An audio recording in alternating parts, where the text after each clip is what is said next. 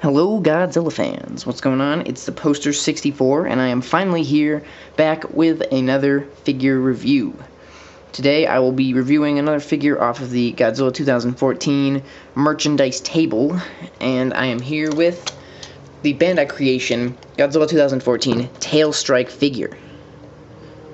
So this figure was released kind of alongside, more or less, the Smash Strike figure, which I just reviewed, and the Atomic Breath figure, which I reviewed a while back.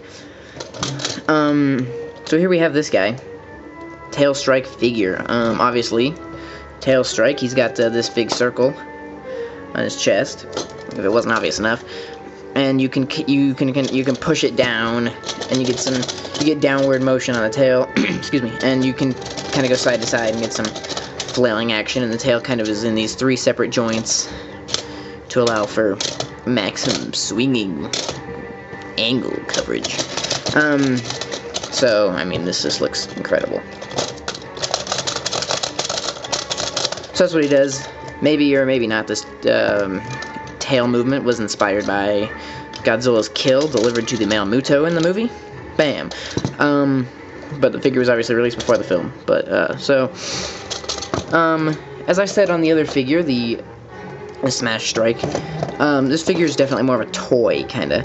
You know, obvious screw holes you can see, you know, I mean, not a whole lot of attention to detail, as you can kind of observe. Especially when, you know, both this guy and the Smash Strike. Especially if you compare him to something like the NECA. The NECA Godzilla. But, I mean, it's a decent toy. Definitely is a toy. My complaint, other than the detail, is just because how he's weighted with, with his the mechanism in his tail and whatnot. In fact, the tail needs to be up for it to work. Most Godzilla figures kind of rely on the tail to sit on the ground and balance it.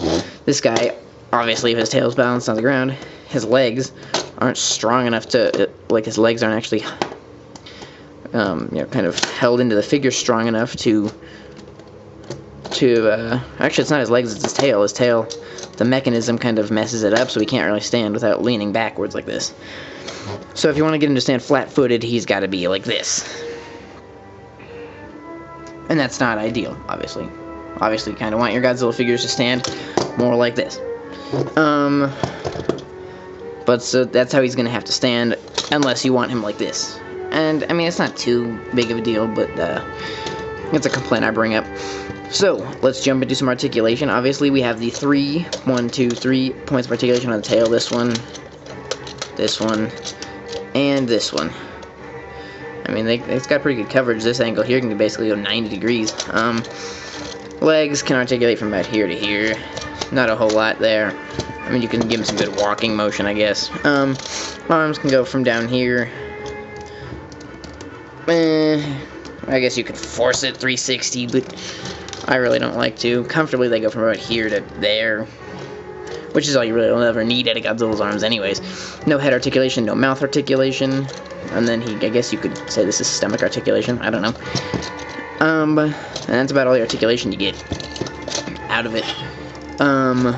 Stands about just over 7 inches tall, and when his tail's extended, he's about maybe close to 9 inches long.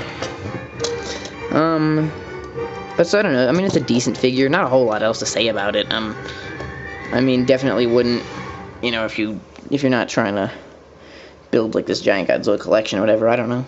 I'd definitely go ahead and spend the money on something more like the NECA figure if you're looking for a good.